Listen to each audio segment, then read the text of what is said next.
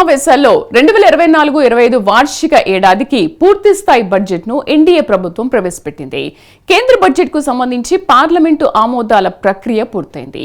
వివిధ పద్దులపై రాజ్యసభలో జరిగిన చర్చకు కేంద్ర మంత్రి నిర్మలా సీతారామన్ సమగ్ర వివరణ ఇచ్చారు. ఆ తర్వాత ఎగువ సభ వినిమయ ద్రవ్య బిల్లులను లోక్సభకు పంపించింది. దీంతో కేంద్ర బడ్జెట్ కసరత్తు ముగిసినట్లయింది.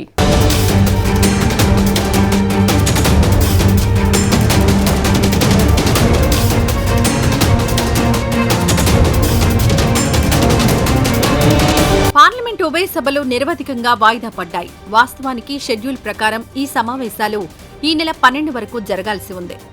అయితే షెడ్యూల్ కంటే ముందుగానే సమావేశాలను ముగించారు లోక్సభ స్పీకర్ ఓం బిర్లా, అలాగే రాజ్యసభ చైర్మన్ జగదీప్ ధన్ఖడ్. ఈసారి పార్లమెంట్ సమావేశాలు వాడివేడిగా జరిగాయి. అనేక కీలక అంశాలు చర్చకొచ్చాయి. ముఖ్యంగా నీట్ లీకేజీ వ్యవహారం సమావేశాలను కుదిపేశాయి. అలాగే రైల్వే భద్రతా అంశం కూడా ఈ సమావేశాలలో ప్రధానంగా చర్చకొచ్చింది. ఇటీవలి కాలంలో దేశంలో రైల్వే ప్రమాదాలు ఎక్కువయ్యాయి. ఈ నేపథ్యంలో రైల్వే భద్రతపై సమావేశాల్లో కీలక చర్చ జరిగింది. ఈసారి పార్లమెంట్ సమావేశాలు జూలై 22న ప్రారంభమయ్యాయి. సమావేశాలు ప్రారంభమైన తొలి రోజే 2023-24 వార్షిక సంవత్సరానికి ఆర్థిక సర్వేను కేంద్ర మంత్రి నిర్మలా సీతారామన్ లోక్సభలో ప్రవేశపెట్టారు.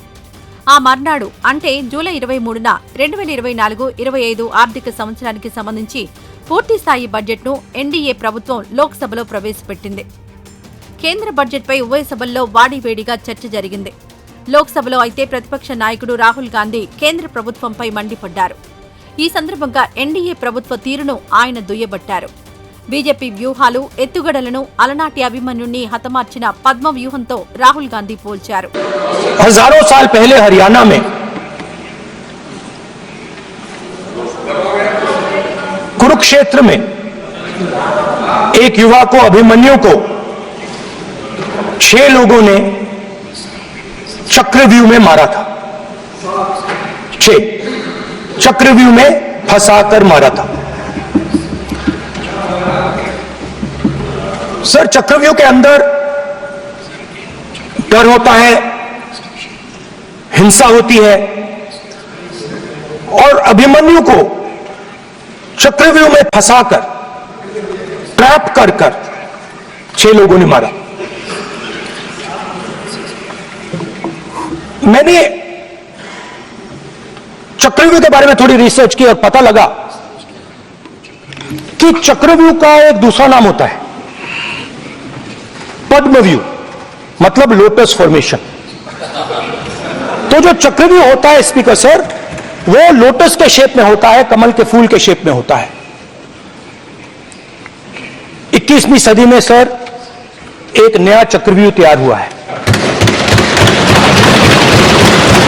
स्पीकर सर, वो भी लोटस की शेप में है सर, और उसका चिन्ह प्रधानमंत्री जी अपनी छाती पर लगा के चलते हैं। सर, जो अभिमन्यु के साथ किया गया था, जो अभिमन्यु को चक्रव्यूह में फंसाया गया था, वही हिंदुस्तान के साथ किया गया है। हिंदुस्तान के युवाओं के साथ, हिंदुस्तान के किसानों के साथ, हमारी माताओं बहनों के साथ, स्मॉल बिजनेसेस के साथ, मीडियम साइज बिजनेस के साथ। सर, अभिमन्यु को 6 लोगों ने मारा था। उनके नाम द्रोणाचार्य, कर्ण, कृपाचार्य, कृतवर्मा, अश्वत्थामा और शकुनी। सर, आज भी चक्रव्यूह के बीच में 6 लोग हैं। सर, चक्रव्यूह के बिल्कुल सेंटर में, चक्रव्यूह में हजारों लोग होते हैं सर, मगर उसके बिल्कुल सेंटर में 6 लोग कंट्रोल करते हैं। तो जैसे उस टाइम 6 लोग कंट्रोल करते थे, वैसे आज भी 6 लोग कंट्रोल कर रहे हैं। चक्रव्यूह को नरेंद्र मोदी जी, अमित शाह जी, मोहन भगवत जी, अजीत डोभाल जी, अंबानी और अदानी जी कंट्रोल कर रहे हैं। एक मिनट प्लीज, नहीं सर, बोलने दीजिए।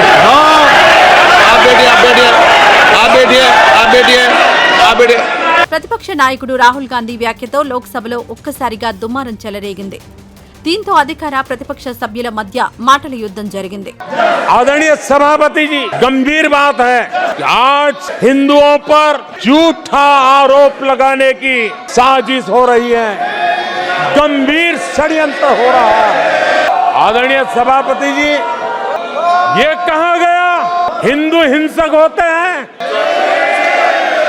ये है आपके संस्कार, ये है आपका चरित्र, ये है आपकी सोच, ये है आपकी नफरत इस देश के हिंदुओं के साथ। ये करने में आदरणीय सभापति जी, ये देश शताब्दियों तक इसे भूलने वाला नहीं है। ఈ పార్లమెంట్ సమావేశాలకు మరో ప్రత్యేకత ఉంది. వక్ఫ్ బోర్డు సవరణ బిల్లును కేంద్ర మంత్రి కిరణ్ రిజిజు ప్రవేశపెట్టారు. దీనిపై ప్రతిపక్ష సభ్యులు ఘాటుగా స్పందించారు. దీంతో సభ్యుల డిమాండ్కు తలగ్గిన కేంద్రం యూటర్న్ తీసుకుంది. వక్ఫ్ బోర్డు సవరణ బిల్లును జాయింట్ పార్లమెంటరీ కమిటీకి పంపడానికి కేంద్ర ప్రభుత్వం అంగీకరించింది. దీంతో వివాదం సద్దుమణిగింది. टोटल 8,72,320 वक्फ प्रॉपर्टीज हमारा जो वामसी जो पोर्टल है उससे पूरा डिटरमिन नहीं किया जा सकता है, लेकिन उसका मार्केट वैल्यू सचर कमेटी ने जो कहा है उससे कई गुना अधिक होने का संभावना है। ये एक आम अंडरस्टैंडिंग का बात है, सबको मालूम है वक्फ के पास कितना प्रॉपर्टी है, वक्फ बोर्ड के पास और कितना आमदनी है। दूसरा सर, सचर कमेटी का रिकमेंडेशन, सचर कमेटी ने आप यूपीए का समय में ही आपने कमेटी का रिपोर्ट एक्सेप्ट किया, उसमें कहा गया कि अभी जो मौजूदा वक्फ बोर्ड है उसको ब्रॉड बेस किया जाना चाहिए। जो लोग मेंबर होते हैं, जो लोग इस कमेटी में जिस वक्फ बोर्ड में है उससे काफी नहीं है, इसलिए इसका ब्रॉड बेस होना चाहिए, रिप्रेजेंटेशन ज्यादा होना चाहिए। ये सचर कमेटी का रिपोर्ट का पहला नंबर पॉइंट है। పౌర విమానయాన మంత్రిత్వ శాఖ అంశాలు కూడా ఈసారి సమావేశాల్లో ప్రస్తావనకొచ్చాయి. పౌర విమానయాన రంగంలో సులభతర పద్ధతులను తీసుకురావడానికి వీలుగా వాయుయాన్ విధేయక్ బిల్లు 2024ను లోక్సభ ఆమోదించింది. జూలై 31న లోక్సభలో కేంద్ర మంత్రి కింజారపు రామ్మోహన్ నాయుడు ఈ బిల్లును ప్రవేశపెట్టారు. 1934 నాటి ఎయిర్ క్రాఫ్ట్ చట్టాన్ని రద్దు చేసి దాని స్థానంలో కొత్తగా వాయుయాన్ విధేయక్ బిల్లు 2024ను ప్రవేశపెట్టారు. విమాన ఛార్జీల పెరుగుదల సహా అనేక అంశాలపై పౌరుల నుంచి ఫిర్యాదుల స్వీకరణకు ఆన్లైన్ మెకానిజాన్ని ఈ బిల్లులో మెరుగుపరిచినట్లు కింజారపు రామ్మోహన్ నాయుడు పేర్కొన్నారు. There was another software glitch also which happened. Because of this software glitch, the crew member data which was supposed to be with the airlines, there was some problem with that, and then manually they were trying to enter. And so for everything to get back to normalcy, there was some time. But right now we are ensuring that there are no cancellations or no delays happening in the flight system. And like you have mentioned, sir, there are civil aviation requirements also. There are already regulations and guidelines which are in place, which will ensure that whenever there is a delay happening or a cancellation happening, and if the airline is not following the regulations that are being set up by the ministry, then the ministry gets involved, and it is ensuring that they get the refund or reaccommodation or readjustment done in other flights. And I'd like to take an example also. Recently, when Air India was not, when observed, we investigated and we observed that Air India was not following a certain guideline. We have penalized them for 10 lakh rupees. కాగా ఈ బిల్లును మోజువాణి ఓటుతో లోక్సభ ఆమోదించింది. అయితే bill పేరు హిందీలో కాకుండా సంస్కృతంలో పెట్టడంపై చర్చ సందర్భంగా పలువురు సభ్యులు అభ్యంతరం వ్యక్తం చేశారు. ఇదిలా ఉంటే పార్లమెంట్ సమావేశాలు ముగిసిన నేపథ్యంలో అధికార పక్ష సభ్యులు, ప్రతిపక్ష సభ్యులు కలిసి చాయ్ తాగారు. ఉల్లాసభరితంగా జరిగిన ఈ కార్యక్రమంలో ప్రధాని నరేంద్ర మోడీ, కేంద్ర మంత్రులు అమిత్ షా, కిరణ్ రిజిజు, రాజ్నాథ్ సింగ్, ప్రతిపక్ష నాయకుడు రాహుల్ గాంధీ, పలువురు ఇండియా కూటమి ఎంపీలు పాల్గొన్నారు.